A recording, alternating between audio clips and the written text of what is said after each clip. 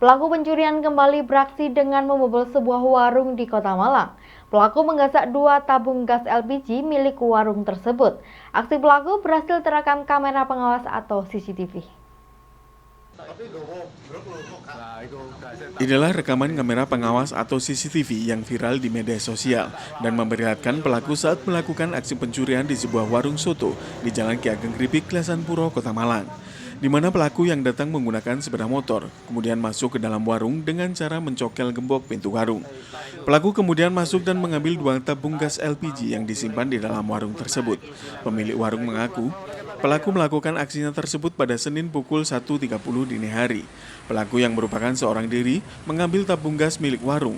Usai mengambil 2 tabung gas LPG, pelaku kemudian melarikan diri, sementara korban baru mengetahui pada keesokan harinya.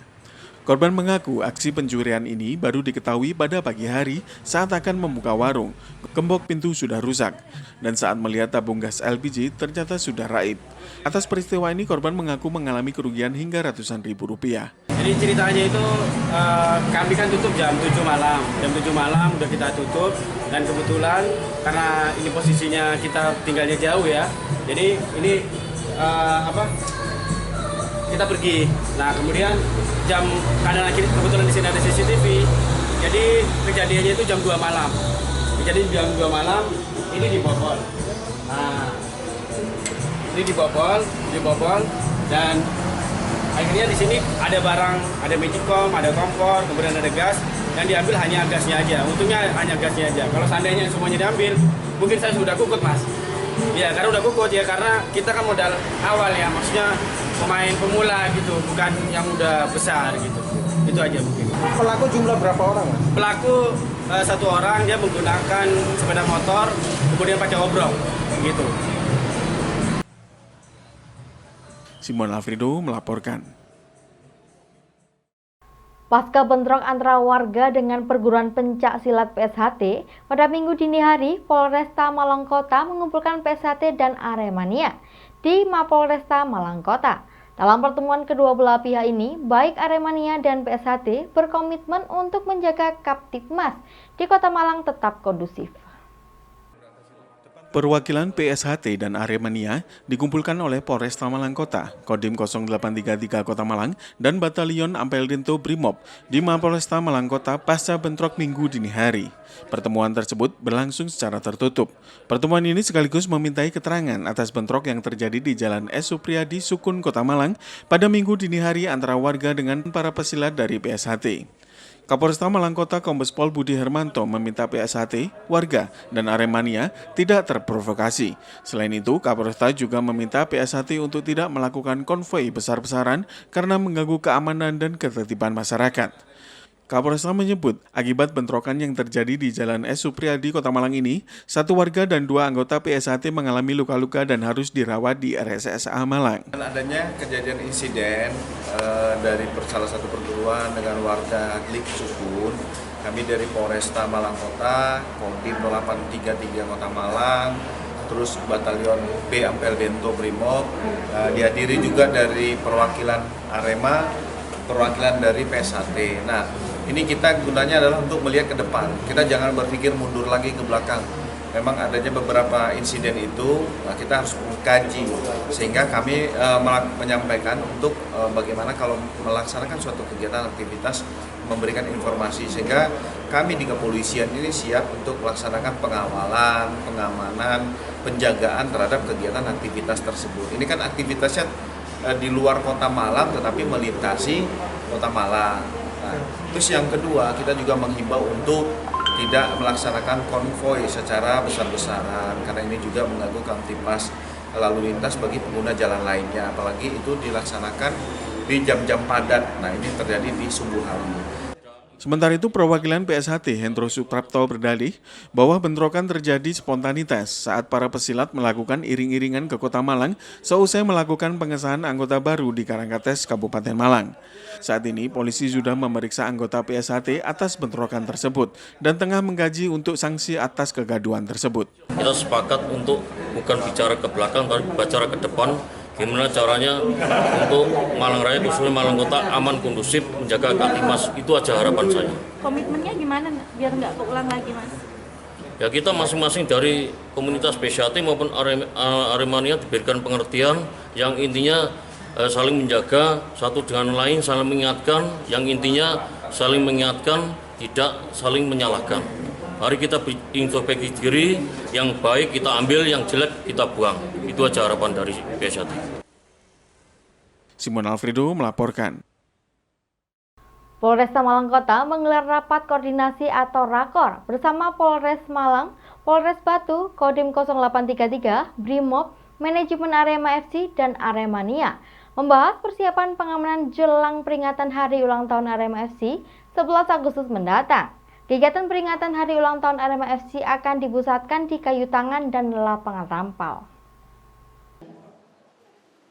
Rapat koordinasi atau rakor yang digelar oleh Polresta Malang Kota bersama Polres Malang, Polres Batu, Kodim 0833, Brimob Ampel Dento, Manajemen Arema FC, dan perwakilan Aremania berlangsung di Ruang Sanika Satyawada, Polresta Malang Kota. Rakor tersebut untuk membahas persiapan pengamanan dalam rangka menyambut HUT Arema ke-35 pada tanggal 11 Agustus mendatang.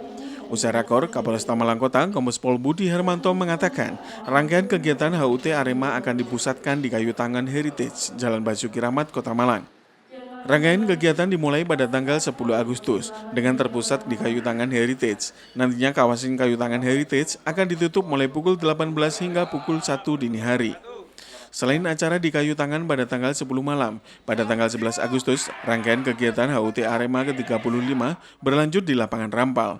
Kapolresta juga menghimbau agar setelah semua rangkaian kegiatan dilakukan, semua Aremania diharap kembali ke rumah masing-masing. Rangkaian hari kegiatan Arema terpusat di Kayu Tangan Heritage. Itu kemungkinan pukul 18 atau 19.00 sudah kita tutup sampai dengan pukul 01.00 WIB. Nanti kami akan mensosialisasikan terhadap jalur yang akan digunakan.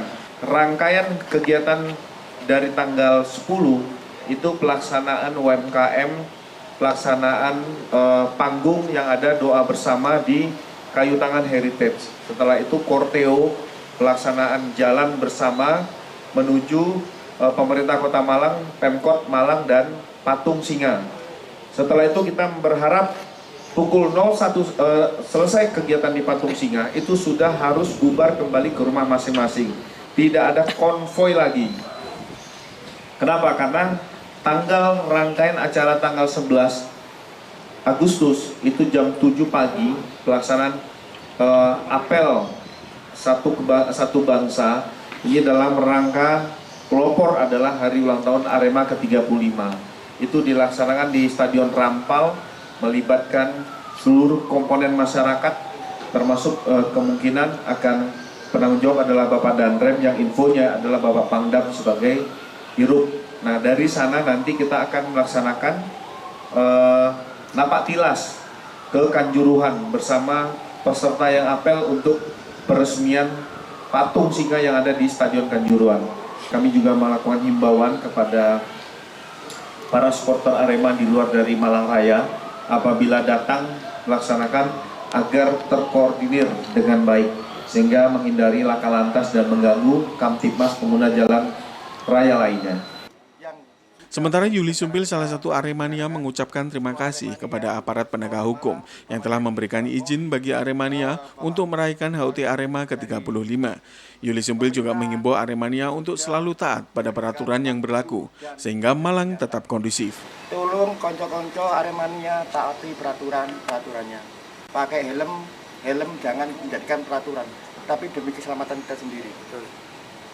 Ayo adi toto meneh Kota Malang ini, Malang Raya ini, dengan ulang tahun yang ke-35, Malang kondusif, Malang semakin solid, ekonomi semakin maju, dan insya Allah membawa Indonesia ke titik yang paling baik. Amin. Iman saya, tolong taati peraturan. Habis acara jam 1 harus pulang semua. Tidak ada konvoi. Jam 7 pagi kita kumpul lagi di Rampal. Setelah kita upacara, kita jalan menuju ke Kanjuruhan. Setelah itu Kanjuruhan selesai, kita balik ke rumah sendiri, aktivitas biasanya. Jangan sampai merugikan masyarakat lain. Kalau bisa ulang tahun ini memberikan tersenyuman orang lain, warga Malang, memberikan kebahagiaan orang Malang Raya lah. Dan terima kasih untuk Bapak Polri, Bapak TNI, dan Bapak Pemerintahan dan semua Aremania. Simon Alfredo melaporkan. Tenaga kesehatan dan sumber daya manusia kesehatan di Kota Batu mendapatkan vaksin dosis keempat atau booster kedua. Pemberian vaksin booster kedua ini berlangsung di Geraha Pancasila Balai Kota Among Tani, Selasa 9 Agustus 2022. Pemberian vaksin booster kedua bagi tenaga kesehatan yang berdomisili, bekerja, dan praktek mandiri di Kota Batu ini dilaksanakan di Geraha Pancasila Balai Kota Among Tani Pemkot Batu. Pemberian vaksin booster hari ini dengan target 250 tenaga kesehatan yang dimulai sejak pukul 8 pagi sampai pukul 12 siang. Pemberian vaksin booster kedua ini sesuai dengan surat edaran nomor HK.02.02.C.3615/2022 yang dikeluarkan oleh Direktorat Jenderal Pencegahan dan Pengendalian Penyakit Kemenkes Republik Indonesia. Pemberian vaksin booster kedua bagi tenaga kesehatan sudah mulai diberikan minggu yang lalu dengan target 1.900 tenaga kesehatan dan sumber daya manusia kesehatan lainnya. Para tenaga kesehatan ini mendapatkan vaksin booster Moderna dengan jumlah setengah dosis per orang. Vaksin keempat ini diberikan kepada tenaga kesehatan yang sudah mendapatkan vaksin dosis pertama, kedua, dan booster pertama. Menurut Koordinator Pencegahan Pengendalian Penyakit dan Penanganan Bencana Dinkes Kota Batu yang juga pelaksana kegiatan, Dr. Susana Indahwati menjelaskan, tenaga kesehatan yang sudah mendapatkan vaksin booster kedua sebanyak kurang lebih sepertiganya dan pekan depan ditargetkan sudah selesai. Ya, kegiatan ini kita buka layanan untuk vaksinasi booster kedua untuk tenaga kesehatan yang berdomisili maupun yang bekerja di Kota Batu di luar rumah sakit dan puskesmas. Jadi dokter praktek mandiri atau klinik swasta, kemudian ada bidan mandiri, perawat praktek mandiri kita layani sekarang untuk pelaksanaan vaksinasi booster kedua untuk tenaga kesehatan.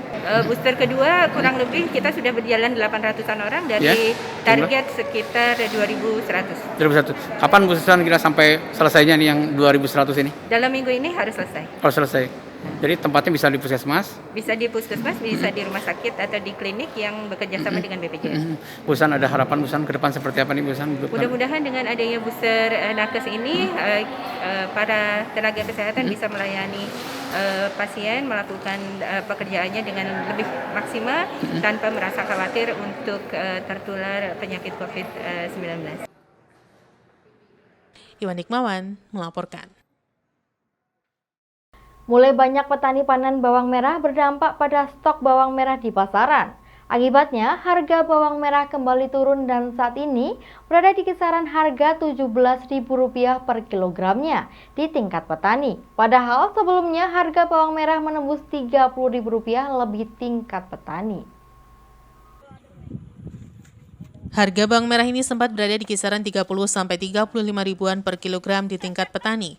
Tetapi saat ini harga bawang merah mengalami penurunan kembali pada bulan Agustus dan berada di kisaran 17 ribuan per kilogram. Turunnya kembali harga bawang merah ini karena mulai banyak petani panen bawang merah dan di Nganjuk sudah mulai panen raya sehingga berpengaruh pada harga jual bawang di Malang Raya.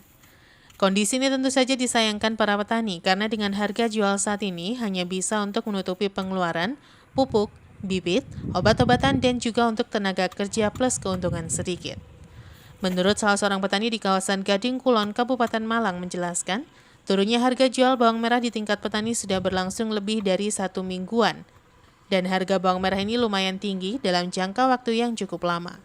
Dengan turunnya harga jual bawang merah ini, pendapatan petani menjadi berkurang dan untungnya biaya operasional masih bisa kembali. Di lokasi terlihat petani sedang melakukan panen, penjemuran, dan pengikatan bawang merah untuk persiapan dijual dengan kondisi cuaca yang relatif mendukung hasil panen, termasuk dalam kategori baik. Harga bawang merah kering berapa sekarang tingkat petani? 17 berarti. Itu berarti termasuk harga turun Pak ya? turun, Sejak kapan Pak turunnya? sudah Seminggu Pak. Asalnya sempat berapa ini harganya? 20. 20 masih lumayan ya? Iya, Pak kenapa kok turun Pak? semua sayur sekarang turun. Turun. Ya, Kemudian yang apa lagi itu ya? sapi enggak ada orang beli sekarang. Oh, Turun semua. bukan kalau ini biasa Nganjuk Probolinggo kalau lagi panen ya? Iya, kalau sekarang kan Nganjuk panen raya. Oh, Nganjuk panen raya. Panen raya sekarang. Iya. Brebes. Oh, Brebes sentra Iya, semua Pak ya? Iya. Oh, jadi pengaruh ke harga Pak ya? Ya. Iwan Hikmawan melaporkan. Setelah sempat berada di harga jual Rp12.000 per kilogram, kini harga jual tomat turun drastis di tingkat petani. Saat ini harga tomat di kisaran Rp4-5.000 per kilogram. Dengan harga jual saat ini, berat bagi petani untuk bisa menutupi biaya pengeluaran.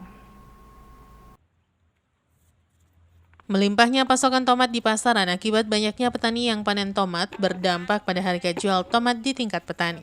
Setelah sempat berada di kisaran harga 12 ribuan dan bertahan cukup lama, kini harga jual tomat perlahan terus mengalami penurunan dan saat ini berada di kisaran 4 hingga 5 ribu per kilogram. Kondisi ini tentu dirasakan berat para petani karena dengan harga obat-obatan dan pupuk yang semakin mahal, sulit bagi para petani untuk bisa mengembalikan biaya operasional. Tidak hanya itu, akibat faktor cuaca, banyak tanaman tomat yang kering dan rusak, sehingga mengurangi volume hasil panen. Menurut salah seorang petani di Jonrejo Batu menjelaskan, dengan harga jual saat ini hanya pas-pasan untuk mengembalikan biaya operasional, terlebih ketika hasil panen tidak maksimal.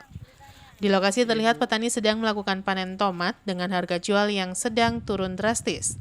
Para petani berharap harga jual bisa kembali ada kenaikan, agar para petani bisa meraih keuntungan walaupun tidak banyak. Gimana harga tomat sekarang Pak? Sekarang menurun gratis. Berapa sekarang? Sekarang 5.000, 4.000. 5.000, 4.000 ya? Ya. Padahal sekitar sebulan yang lalu masih tinggi Pak ya? Masih tinggi 9.000. Masih ada sampai 12 juga ya Pak ya? 12 ya. Gimana Pak hasil panen dengan kondisi cuaca seperti ini Pak? Waduh, sulit.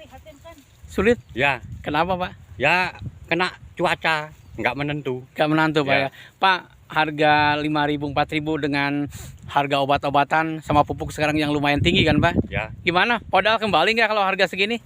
Ya kembali, tapi ya hasilnya nipis. Tipis. Iwan Hikmawan melaporkan. Forum Silaturahmi Desa Bulukerto mengadakan acara pengajian umum serta santunan anak yatim piatu dan duafa ke-53 anak. Acara santunan ini mendapat sambutan baik dari warga Keliran Bulukerto, Kota Batu. Forum Silaturahmi Desa Bulukerto mengadakan acara pengajian umum serta santunan anak yatim piatu dan duafa ke-17. Acara santunan ini diadakan untuk menyambut Tahun Baru 1444 Hijriah. Acara santunan kali ini mengambil tema dengan sedekah hidup menjadi mudah dan penuh berkah. Bertempat di halaman gedung BUMDes Bulukerto Dukuh Gemulo RW 2, acara santunan kepada 53 anak yatim dan duafa ini mendapat antusias yang baik dari warga Bulukerto. Acara santunan ini dihadiri oleh Babin Kamtipmas, Sandi Vivi Sutrisno, Babinsa Bulukerto, DPRD Batu Haji Nur Ali dan Haji Rudi, perangkat desa serta warga desa Bulukerto. Acara santunan ini diawali dengan sholawat Banjari An-Nababa dan dilanjutkan dengan pembacaan ayat suci Al-Quran. Setelah pembacaan ayat suci Al-Quran, dilanjutkan dengan sambutan-sambutan yang diawali oleh Ketua Panitia Diki Setiawan dan dilanjutkan oleh Kepala Dusun Keliran Bapak Ahmad Bisri. Acara dilanjutkan dengan santunan kepada 53 anak yatim piatu yang dilakukan secara bergiliran oleh para warga yang ingin memberikan santunan kepada anak-anak yatim piatu tersebut. Seusai acara santunan, acara diisi dengan pengajian umum dengan mubalik Ustadz Ahmad Syaikhudin dari Malang. Acara ditutup dengan doa yang dihaturkan oleh Ustadz Ahmad Syaikhudin dari Malang. Santunan dan pengajian untuk anak yatim piatu sedesa Bulukerto dari Forum Silaturahim. Adapun acara tahun ini adalah acara rutinan yang ke-17. Untuk acara pada malam hari ini, untuk adik-adik yang kita santuni dari yatim piatu dan duafa, itu sebanyak 53 anak. Untuk kesan-kesan saya untuk dari acara pada malam hari ini, pada intinya dengan berbagi sesuai dengan tema acara kita pada malam hari ini, dengan berbagi kita akan mendapatkan berkah dan kemudahan dalam hidup. Adapun tujuan dari acara pada malam hari ini adalah untuk membantu meringankan kebutuhan adik-adik kita yatim piatu duafa sedesa Bulukerto, yang insya Allah dari acara ini kita semua mendapatkan berkahnya. Dan saya juga sangat berterima kasih kepada semua pihak, kepada rekan-rekan termasuk teman-teman dari Batu TV telah membantu untuk pelaksanaan acara pada hari ini bisa berjalan dengan aman, lancar, insya Allah sukses dengan semangat dan keikhlasannya. Dwi Cahyono melaporkan.